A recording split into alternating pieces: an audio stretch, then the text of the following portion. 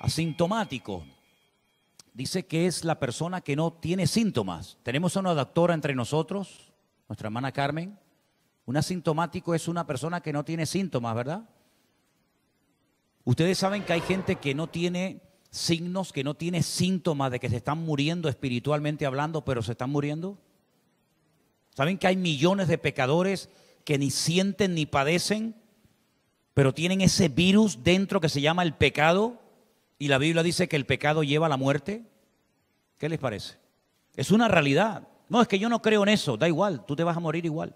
Se van a morir los blancos, los negros, los latinos, los europeos, los ricos, los pobres, los ateos, los pastores, los que blasfeman de Dios, los que aman a Dios. Todo el mundo, es un hecho, es algo indiscutible. Hasta los médicos, con toda su sabiduría y su inteligencia, también se mueren. Y este año, lamentablemente, han muerto en el mundo algunos. Y el ser asintomático espiritualmente hablando es peligroso porque hay gente que les remuerde la conciencia. Ese poquito de conciencia que aún tienen vivo en sus corazones, dentro de sí, de vez en cuando les remuerde. Y se sienten mal por el daño que han causado a la familia, a los hijos, a la esposa, al marido, a la sociedad y a Dios. Pero hay otros que son asintomáticos, les da igual. Les da igual pecar, les da igual vivir en desorden, les da igual pecar toda la semana y después venir el domingo con cara de santo. Les da igual, no sienten nada, no sienten ningún remordimiento, fuman drogas, se acuestan con una, se acuestan con la otra, roban, mienten, engañan, manipulan, tienen odio, tienen venganza, pero no sienten remordimiento alguno, son asintomáticos espiritualmente hablando. ¿Qué te parece? Un término que por lo menos yo aprendí este año. ¿Tú sabes que en la Biblia hay mucha gente asintomática espiritualmente hablando?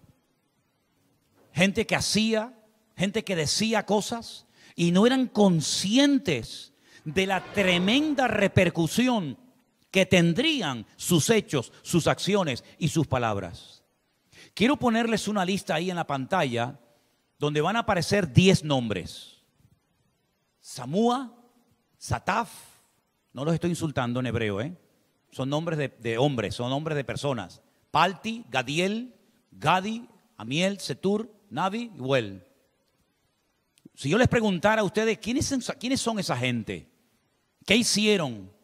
¿Por qué están sus nombres en la Biblia? La inmensa mayoría de los cristianos no tienen ni la más remota idea de quiénes son esta gente. Pero están en la Biblia, en el Antiguo Testamento. Claro, yo omití a propósito 2 nombres de esa lista, porque si hubiera puesto los 2 nombres que faltan, automáticamente ustedes dirían, ya sé quiénes son. Ya sé quiénes son. En esa lista faltan 2 hombres, uno llamado Caleb y otro Josué. Ya saben quiénes son, ¿no? Ahora sí, porque les di una pista. Josué, que antes se llamaba Oseas, pero que Moisés le cambió el nombre y le dijo, tú te vas a llamar Josué a partir de ahora. Y el otro se llama Caleb, que algunos dicen, no, significa valiente, no. La palabra Caleb es una palabra compuesta, Kol, Lev. Kol en hebreo significa todo. Kol con la letra Kaf, no con la Kuf, ¿vale? Kol significa todo, Lev significa corazón. Kol, Lev, todo corazón. Y ese es el nombre que se le da al perro en hebreo, Caleb. Para diferenciarlo del perro, lo llamamos Caleb, porque era un hombre que era todo corazón. Ahora bien, en Números capítulo 13 se cuenta la historia de estas 13 personas. Vamos a leerla. Hay un momento en el que están ya a punto, ahí la tienen delante de sus narices. Por fin, gloria a Dios. Lo que durante siglos se ha estado soñando con alcanzar, ahí la tienen delante. Solamente hay que cruzar el río Jordán, ¡pam!, y ya estás dentro. Ahí la tienen delante. Pero Moisés, desde el desierto en el que estaba, decide enviar a 12 hombres. He escuchado a algunos que cuando hablan de estos 12 hombres, que eran todos representantes de cada una de las tribus de Israel, salvo la de Leví y la de José, que no fueron, He escuchado a algunos que dicen, no, eran los 12 espías. No eran espías. Espías eran los 2 que mandó Josué, que estuvieron escondidos en la casa de Rahab, ¿se acuerdan? Con los cuales uno de ellos se casó Rahab y tuvo un hijo, que fue Obed, que se casó con Ruth.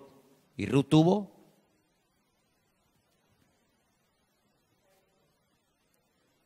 Vamos a empezar. Ruth se casó con un espía llamado Salmón y quedó embarazada de un tal Obed. Y Obed tuvo un hijo que se llamó Isaí. E Isaí tuvo un hijo que se llamó David. Y de ahí, de David, viene el rey David. Pero eso es un mensaje para otro día. Pero escuchen una cosa. Estos 12 hombres tenían la responsabilidad de ir a cara descubierta, no como espías, no escondiéndose de nada ni de nadie, durante 40 días a lo ancho y largo del país. Tenían que ver si el país estaba habitado, cómo era la gente, si eran ciudades grandes, fortificadas, si había ríos, si había montañas. Ellos tenían que ir a explorar, eran turistas que iban a traer un informe 40 días después a los que se habían quedado en el desierto esperándolos. De ellos dependía el futuro de un país. De lo que dijeran y cómo lo dijeran dependería el futuro de Israel. Los esperaban con expectativa, decían, a ver si vienen, a ver si vienen, a ver qué nos cuentan, a ver qué nos dice papá, a ver qué nos dicen. Llegaron y entonces dice que cuando regresaron de reconocer la tierra al fin de 40 días, anduvieron y vinieron a Moisés y Aarón y a toda la congregación de los hijos de Israel en el desierto de Parán, en Cades, y dieron la información a ellos y a toda la congregación y les mostraron el fruto de la tierra. Y les contaron diciendo, escuchen, nosotros llegamos a la tierra a la cual nos enviaste, la que ciertamente fluye leche y miel, y este es el fruto de ella. Mas el pueblo que habita aquella tierra es fuerte, las ciudades muy grandes y fortificadas. Y también vimos allí a los hijos de Anac. Amalek habita el Negev. Y el Eteo, el Jebuseo y el Amorreo habitan en el monte. Y el Cananeo habita junto al mar y a la ribera del río Jordán. Entonces Caleb hizo callar al pueblo delante de Moisés y dijo, subamos luego y tomemos posesión de ella, porque más podremos nosotros que ellos. Mas los varones que subieron con él dijeron, no podremos subir contra aquel pueblo, porque es más fuerte que nosotros. Y hablaron mal entre los hijos de Israel de la tierra que habían reconocido, diciendo, la tierra por donde pasamos para reconocerla es tierra que traga a sus moradores, y todo el pueblo que vimos en medio de ella son hombres de grande estatura. También vimos allí gigantes, los hijos de Anac, la raza de los gigantes, y éramos nosotros a nuestro parecer como langostas, y así les parecíamos a ellos. Mire, yo no sé si lo hicieron queriendo o sin querer, pero liaron una. Desanimaron al pueblo de tal manera que si siguen leyendo el resto de los capítulos, dice que estuvieron toda la noche llorando. Toda la santa noche llorando. Tantos siglos esperando el momento crucial, un momento histórico, único e irrepetible, y lo echan todo a perder por este informe pésimo, por estas palabras que envenenaron a todo un país, a todo un pueblo, que les estaba esperando con una ilusión, con una expectativa, con unas ganas, y ahora resulta que dicen que hay un país lleno de gigantes, no se puede invadir, que la tierra traga a sus habitantes. Bueno, de verdad que era para volverse locos. De ahí que algunos de ellos dijeron, vámonos otra vez a Egipto, ¿qué hacemos aquí? ¿Para morir aquí o para morir en Canaán? Vámonos otra vez a Egipto, nombremos a otros líderes, nombremos a otros dirigentes. Sin embargo, al día siguiente, dice la Biblia que parece ser que volvieron en sí, recapacitaron y dijeron, no, nos hemos equivocado. Vamos a subir y le vamos a hacer la guerra a los habitantes de Canaán. Y Moisés dijo, no lo hagan, no lo hagan, Dios no está en esto. Dios ya ha dictado sentencia y ha dicho, no vamos a entrar. 40 días dando vueltas, 40 años vamos a estar nosotros ahora en el desierto, año por día. No suban, no hicieron caso, muchos subieron y muchos murieron. La Biblia dice que estos 10, no Josué y Caleb, que sobrevivieron 40 años y finalmente lograron entrar en la tierra prometida. Estos 10, dice la Biblia, que todos murieron en el mismo día de una plaga. Y uno dice, ¿y esa plaga en qué consistió? La Biblia no lo dice. Pero ustedes saben que hay libros como el Talmud, la Gemara, la Totafot, en fin, hay tantos libros de leyendas y de tradiciones judías. Y en uno de ellos dice que la lengua que usaron para pecar y para hablar mal y desacreditar la tierra de Israel, les creció tanto que les llegaba hasta el ombligo. Y de ella salían gusanos y murieron de esa plaga. Eso es lo que dicen esos libros. Me da igual cómo hayan muerto. La cuestión está en que ni uno de ellos sobrevivió porque no era digno de entrar a disfrutar y a vivir en el país que Dios les daba como herencia perpetua. Solamente 2, Josué y Caleb, lograron sobrevivir y tuvieron que vivir lamentablemente durante 40 años en medio de una masa de incrédulos y desobedientes que fueron muriendo uno detrás de otro, uno detrás de otro. Ellos habían dicho que a sus hijos los iban a matar. Ellos habían dicho que sus hijos serían víctimas, ¿verdad?, de los enemigos, y se equivocaron. Fue todo lo contrario, fue al revés. Ellos fueron los que murieron, y los hijos, los niños pequeños que en aquel momento ya existían y los que nacieron en el desierto, fueron los que 40 años, una generación más tarde, lograron entrar en la tierra prometida. Perdieron una oportunidad maravillosa. Y yo me he preguntado muchas veces, en este año raro, en este año diferente a todos los años que hemos vivido a lo largo de nuestra vida, unos más y otros menos, ¿qué es lo que hemos aprendido? ¿Tú qué has aprendido? No, es que yo soy muy joven. Da igual, los jóvenes también tienen que aprender. Es que ya soy muy mayor, ¿tú también tienes que aprender? ¿O ya lo sabes todo? ¿Qué hemos aprendido en este año? Que no tenemos que olvidar nunca. Porque uno de los gravísimos errores que cometió este grupo de hombres, de exploradores, es que se olvidaron de lo que Dios había hecho por ellos tiempo atrás cuando estaban en Egipto. ¿Quién iba a liberar a todo un país de la esclavitud en Egipto? ¿Quién iba a sacar a ese pueblo? ¿A qué dirigente, a quién se le iba a ocurrir la genial idea de ir a Egipto, vencer al faraón, derrotarlo y humillarlo y sacar a esa masa de 2 millones de personas, conducirlos por el desierto y llevarlos a una tierra, a un país para que fueran libres? ¿A quién se le iba a ocurrir eso? A nadie, solamente a uno, a nuestro Dios. Y Dios demostró en Egipto que todas las divinidades, todos los rezos, todos los trabajos, todas las cosas que hacían los hechiceros y los magos de Egipto para impedir la manifestación del poder de Dios y la liberación de la esclavitud del pueblo de Dios, no sirvieron de nada, de nada.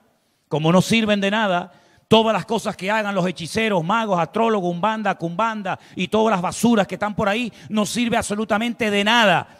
Porque nosotros tenemos el poder de Dios y estamos cubiertos por la sangre del Señor Jesucristo. Que hagan lo que quieran, que hagan lo que quieran, que maten todo lo que quieran matar. Nosotros somos más que vencedores en el nombre de Cristo Jesús. Israel salió de Egipto con mano poderosa. Egipto quedó despedazado. El mismísimo heredero al trono, el príncipe de Egipto, el hijo del rey, murió. Los animales, las cosechas, el país, un desastre, una vergüenza. Y cuando llegan al primer obstáculo natural, una vez que son liberados de la esclavitud en Egipto, para Dios no era ningún problema, porque Dios partió por la mitad el Mar Rojo y el pueblo de Israel pasó por en medio de él como si fuera tierra firme. Cuando lo intentó hacer el faraón y sus soldados, todos quedaron ahogados y murieron. ¿Qué te parece? Es que no se acordaban de esto. Es que no se acordaban de las maravillas que Dios había hecho por ellos. ¿Cómo es posible que nos olvidemos los cristianos tan pronto de las oraciones que hicimos y que Dios nos contestó? ¿Cómo es posible que ante una prueba de la índole que sea, ante una circunstancia difícil, ante algo duro que viene a golpear a nuestra puerta, cómo es posible que no nos paremos y digamos, un momento, es que todo lo que yo he vivido, todo lo que yo he aprendido, todo lo que yo he recibido me tiene que servir para poder soportar y para poder vencer esta prueba ahora victoriosamente en el nombre de Jesús? Lo que no puede ser es que yo no aprenda nada. Lo que no puede ser es que yo ahora me viene un problema y me olvido de que la fidelidad de Dios, la bondad de Dios, la misericordia de Dios ha sido abundante y real con nosotros todo este año. y nos ha cuidado. Y Dios lo va a seguir haciendo porque Dios es inmutable y Dios no cambia. ¿Cuántos dicen amén? ¿Estos se olvidaron? ¿No vamos a poder? Es que son grandes, más grande es nuestro Dios. Es que las ciudades están fortificadas, Dios las va a entregar en nuestras manos. Se olvidaron. No puedes olvidar, hijo. No pueden olvidar, hermanos, lo que Dios nos ha enseñado en este año. No nos decía el Señor en su palabra: pueblo mío, cierra la puerta, escóndete un poquito hasta que pase la indignación. ¿Nos hemos olvidado de aquello? ¿Nos hemos olvidado del cartelito que hicimos, prohibido quejarse? ¿Nos hemos olvidado de que muchos aprendieron de memoria el Salmo 91 y lo repitieron un día y otro día? ¿Nos hemos olvidado ya de todo eso? ¿Nos hemos olvidado que estuvimos en la iglesia cerrada casi 3 meses y no podíamos vernos las caras? Yo nunca en mi vida podré olvidar eso, jamás, nunca. Lo tengo grabado a fuego en mi corazón. Pero la pregunta es, todo lo que hemos aprendido este año de prueba, porque ha sido un año de pruebas tremendas, Dios nos ha probado en todo, ¿sí o no? En la economía, ¿sí o no? A dos nada más, gloria a Dios, me alegro. En la familia, en lo espiritual, la fe, la paciencia, la obediencia. Es que Dios nos ha probado en todo. Este año ha sido un curso intensivo. Jamás en la vida habíamos tenido tantas pruebas seguidas de diferentes colores, como dice Santiago, ¿verdad?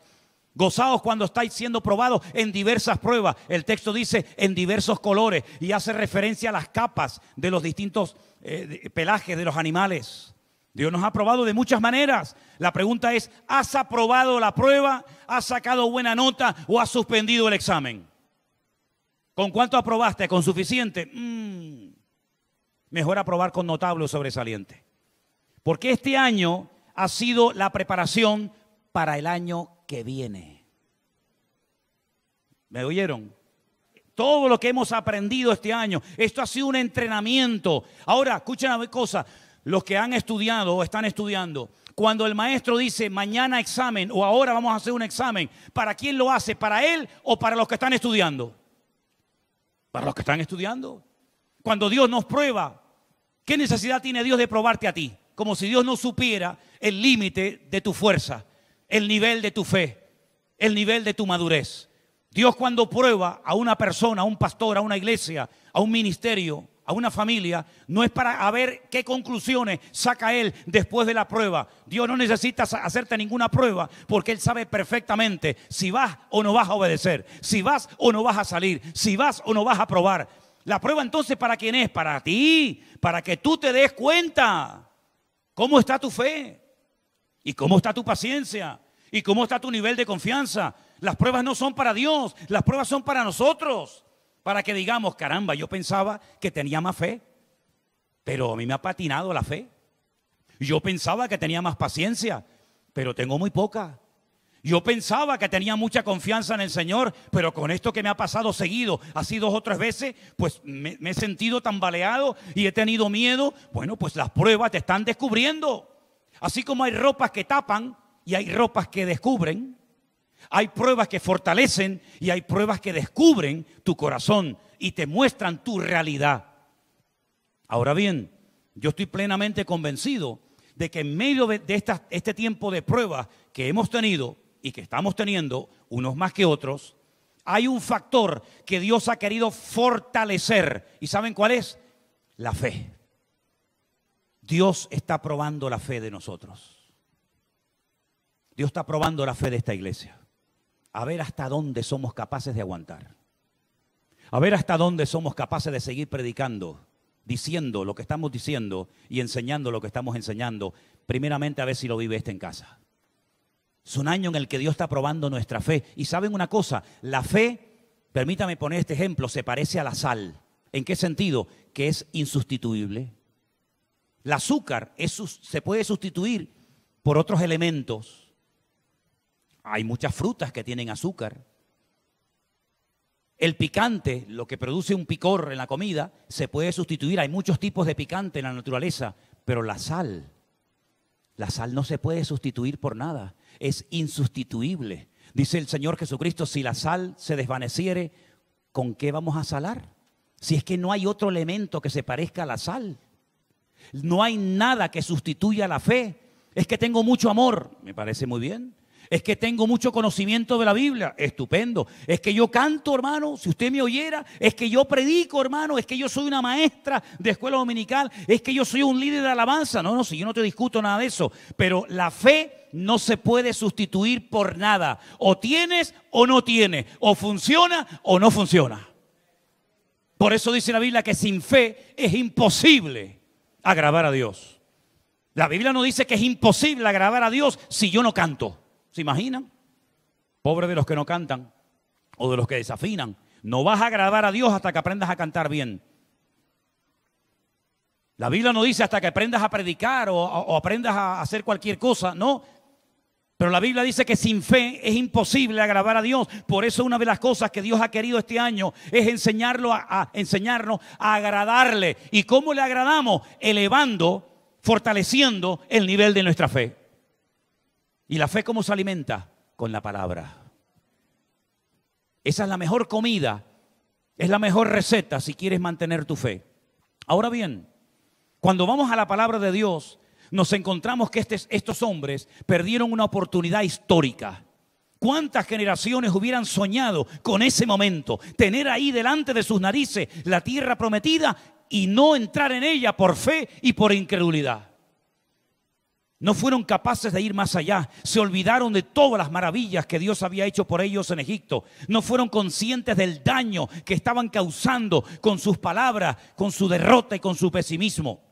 El miedo les impidió ver que Dios era mucho más grande y más poderoso que los obstáculos de Canaán. ¿Ustedes se acuerdan cuando 40 años más tarde, a ver quién tiene memoria, Josué, ya muerto toda aquella generación, ahora se ha levantado una generación fresca, sin prejuicios, sin esa incredulidad, sin esas dudas, ¿verdad? Ya aquellos niños ya son hombres grandes. Y el Señor dice en su palabra que envía a través de Josué a dos espías. Estos sí tenían que entrar a escondidas. Y se fueron a la casa de Rahab, en una ciudad llamada Jericó, una de las ciudades más antiguas del mundo, que todavía se puede visitar. Entran en la casa de Rahab, Rahab les recibe y les dice algo tremendo. Les dice, hemos oído lo que Dios ha hecho por vosotros cuando os sacó de Egipto. Hemos oído, hasta aquí han llegado las noticias de cómo Dios os abrió el mar rojo y pasasteis por él como tierra seca. Hemos oído la derrota tremenda que le habéis infringido a aquellos reyes que se os presentaban en el desierto para impedir vuestro avance a la tierra prometida. Hemos oído, y se lo dice un montón de veces. Y uno dice, pero vamos a ver, lo que esta mujer le está contando a estos dos hombres es lo que había pasado hacía 40 años atrás. Es decir, 40 años atrás podían haber conquistado la tierra.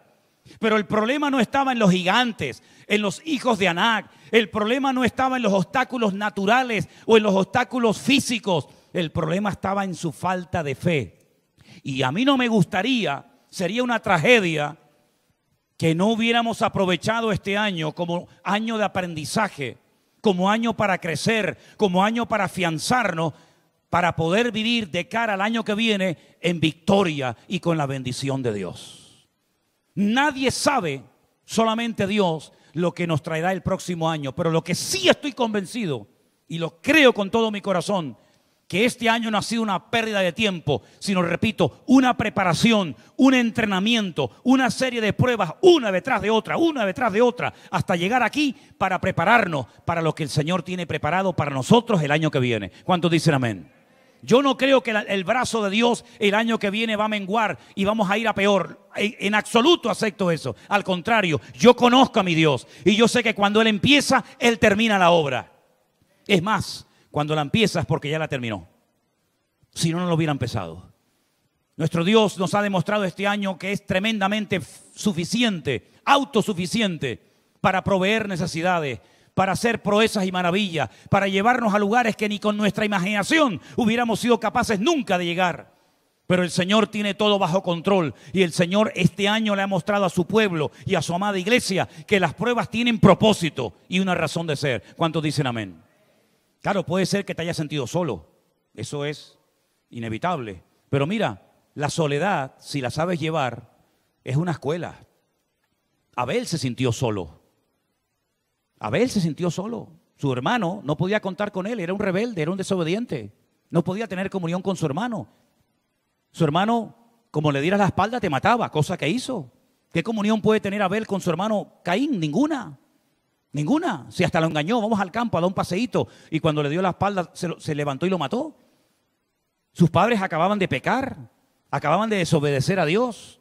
Padres desobedientes, hermanos rebeldes. Ahí estaba solito el pobre Abel en medio de los padres y en medio de su hermano. Enoc, miren Enoc, séptima generación después de Adán y Eva.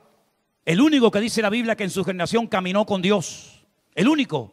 Estaba casado, tenía familia, tuvo hijos según la Biblia, pero era el único que marcó una diferencia en su generación. ¿Y qué me dicen de Noé? El hombre que el mundo le dio la espalda. No se podía contar con nadie. Menos mal que tenía la familia que le apoyaba. Pero Noé fue el predicador que más tiempo predicó de toda la historia de la humanidad. Jeremías, 40 años. Cristo, 3 años. Noé, 120.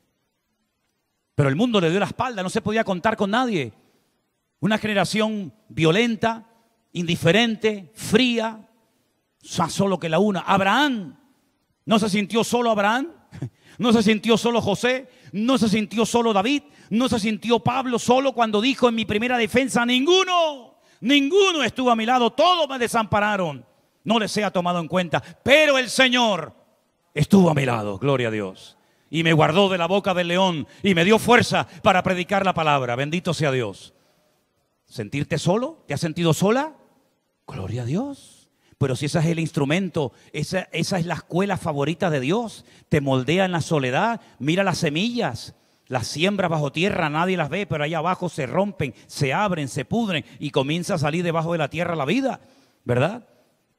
La soledad, la incomprensión. Mira a Jonás dentro de un enorme pez durante 3 días. ¿Qué pasó? El mundo dice, no, lo habrá matado la marea, lo habrá matado un enorme pez. No, estaba más vivo que nunca, pero estaba en la oscuridad, estaba en la soledad, estaba en el anonimato, siendo tratado por el Señor. Y en este año, algunos se han sentido a lo mejor solos. Bueno, nosotros estuvimos casi 3 meses aquí solos, pero más acompañados y más respaldados por el Señor que en toda la historia de nuestra vida. ¿Verdad, Elena? ¿Verdad, Miriam? Aquí estuvimos con la bendición del Señor. Ahora, estos 10 exploradores destrozaron a un país. Lo llevaron a la ruina. Empezaron a llorar y a lamentarse y a quejarse, y fue realmente un desastre lo que esta gente produjo. Y no se dieron cuenta de que con sus palabras estaban marcando el destino de un pueblo. Y permítame que haga un alto en este camino. Hace muy pocos días recibimos un correo de una persona que quiso quitarse la vida. Yo creo que lo leí aquí, si no me equivoco, lo leí en un devocional, no recuerdo bien. Porque hablo tanto por todos lados que ya no sé ni lo que digo, ni dónde lo dije, ni a quién se lo dije. Fue un devocional, que leí un correo de una señora de Argentina, que ella misma cuenta en su testimonio de que alguien le hizo llegar un mensaje que prediqué no sé cuánto tiempo atrás, que lo titulé El poder de la palabra. Y según ella le cambió la vida, porque la palabra tiene poder para cambiar vidas. Bueno, miren cómo la palabra en este caso cambió, pero para mal. Aristóteles decía que el universo siempre existió, que es algo eterno, que no fue creado por nadie. Eso es lo que decía él, Aristóteles, como lo llamaba Moisés Maimónides, el príncipe de los filósofos. Pero es mentira, eso no es verdad. La Biblia nos enseña que en un momento de la historia no hubo nada, no había nada, ni sol, ni luna, ni estrella, ni animales, nada. Y Dios convirtió la nada en lo que vemos hoy en día. ¿Y cómo pasó de la nada a la existencia? Con el poder de su palabra. Cada vez que Dios hablaba, las cosas cambiaban. Había tinieblas, Dios hablaba, se convertía en luz. No había vida, Dios hablaba, se convertía en vida. Había desorden, Dios hablaba, se convertía todo en orden. En otras palabras, con el poder de la palabra de Dios, no con el pensamiento, no con el deseo, con el poder de la palabra, las cosas cambiaron. Dios no nos ha dado a nosotros los cristianos el poder de crear con la palabra. No podemos decir mesa y se hace una mesa. No puedo decir silla y aparece una silla. Pero en el mundo espiritual, cosa que en el mundo natural no podemos hacerlo, En el mundo espiritual la palabra tiene un poder tremendo. De hecho, hay un capítulo entero en el Nuevo Testamento, y ustedes saben de quién estoy hablando, que habla acerca del poder de la lengua, del poder de las palabras, tanto las bien dichas como las mal dichas. Y en esta ocasión tenemos un ejemplo terrible del poder de las palabras, pero para mal. Dos personas dijeron: no, vamos a subir, nos vamos a comer como el pan. Dios está con nosotros, hay gigantes, nuestro Dios es más grande. Y no les creyeron.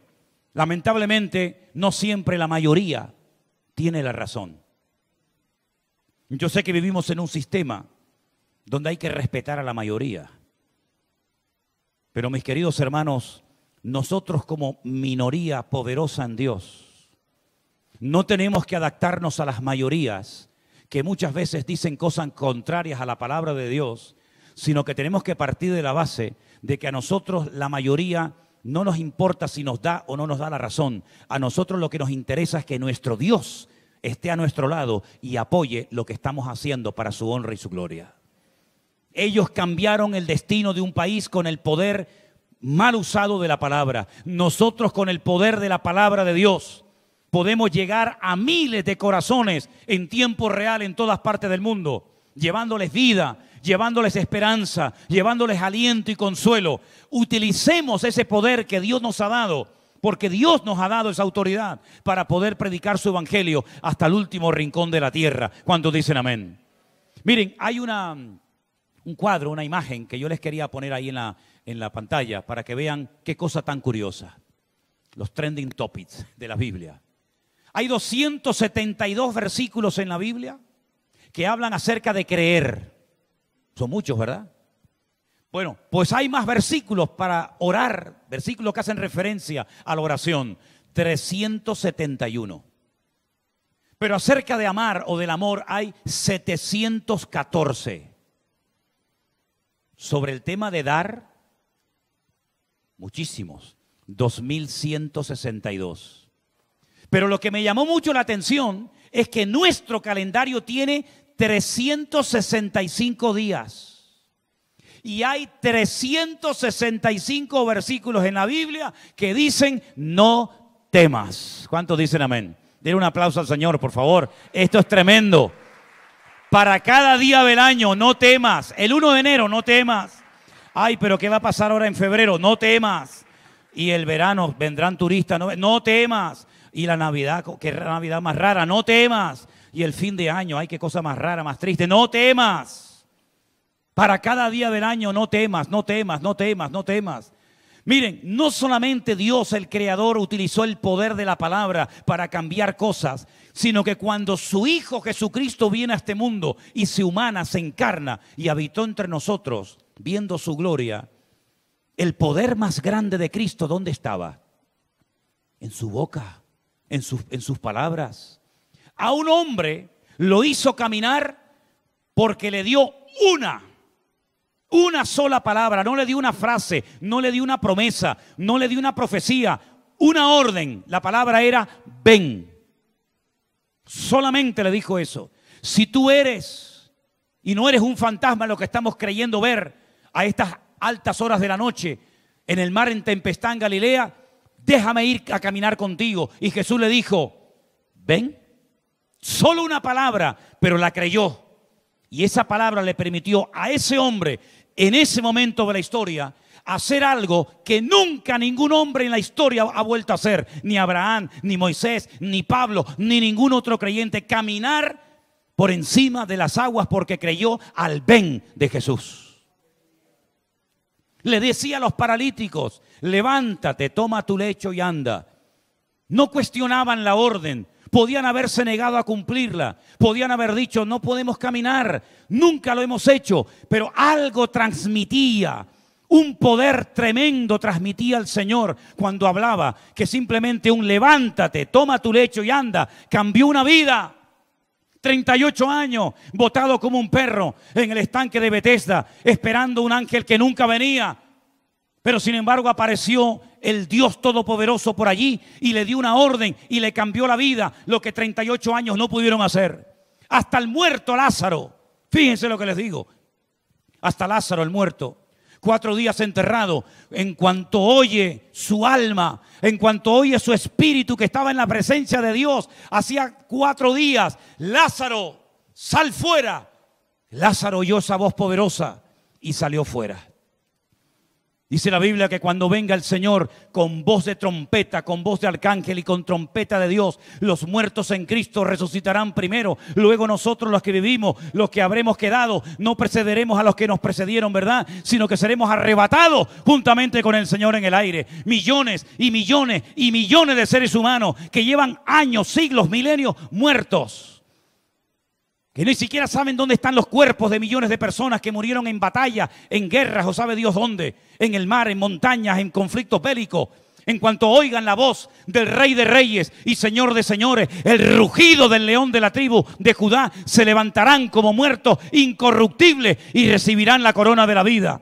Porque la palabra de Dios tiene poder. ¿Cuántos dicen amén? Y yo me estoy quedando sin voz, pero voy a seguir. Hasta que me queda afónico, pero voy a seguir. ¿Saben qué, amados hermanos?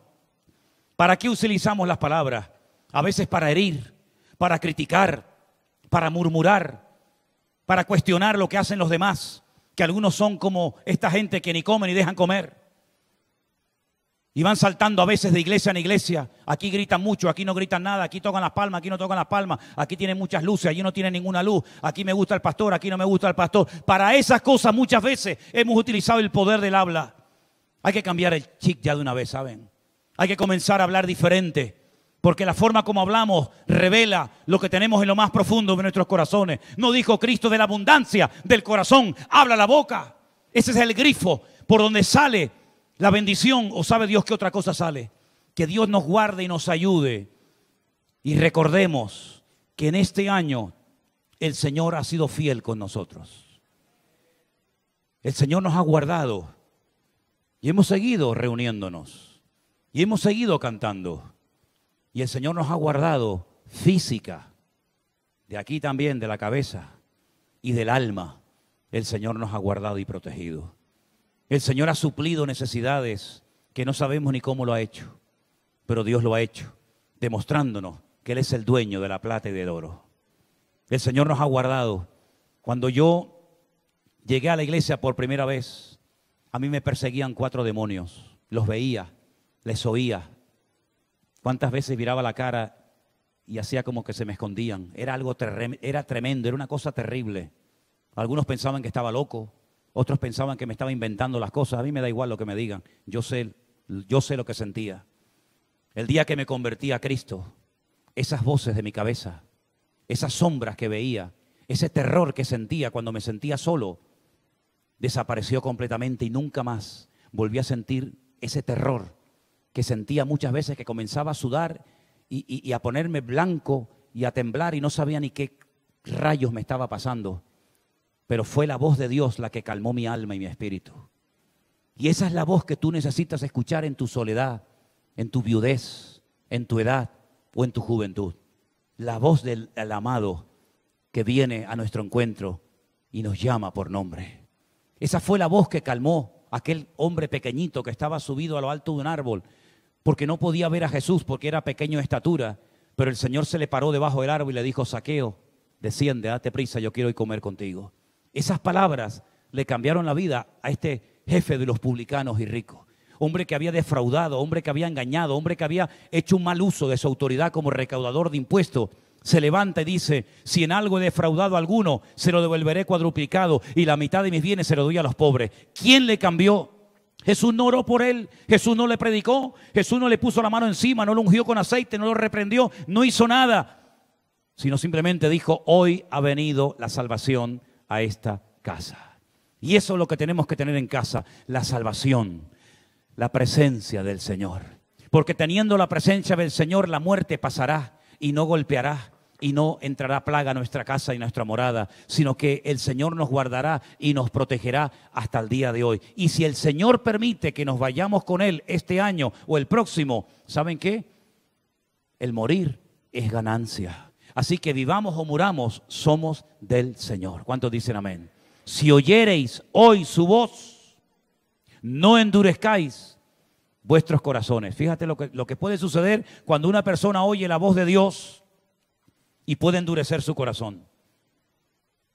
El que tiene oídos para oír, oiga lo que el Espíritu Santo dice a la iglesia. Luego Dios no para de hablar. Dios está hablando hoy en día. Dios ha estado hablando de una forma tremenda, durísima, clarísima. Y lo va a seguir haciendo porque nuestro Dios va a estar con nosotros todos los días hasta que nos vayamos con Él. ¿Cuántos dicen amén? Cierra tus ojos ahí donde estás, hermano. Dale gracias a Dios. Dale gracias a Dios. La voz de mi amado, decía la Sulamita en el Cantar de los Cantares, es la voz de mi amado que viene saltando, es la voz de mi amado que viene a mi encuentro. Esa voz tenemos que estar atentos a ella, porque es la voz que respalda su palabra, es la voz que nos dice, yo estoy contigo, no temas. 375 veces, no temas. No temas. Para que no olvides que cada día del próximo año y de este que ha pasado, el temor no tiene por qué controlar y dominar tus pensamientos ni tu vida, porque donde está el perfecto amor, que es Cristo, echa fuera el temor. Algunos dicen, bueno, ya estoy perdiendo vitalidad, me estoy haciendo mayor. No temas. Algunos dicen, no estoy ganando tanto dinero como antes. No temas. ¿Y qué voy a estudiar? Si al fin y al cabo estudio y después tengo que trabajar de otra cosa diferente a lo que yo estudié, ¿qué hago? No temas. Es que estoy sola porque todavía no he encontrado al hombre, al compañero de mi vida, con el cual compartir mi vida. No temas. Es que he perdido un trabajo este año, hermano. No temas.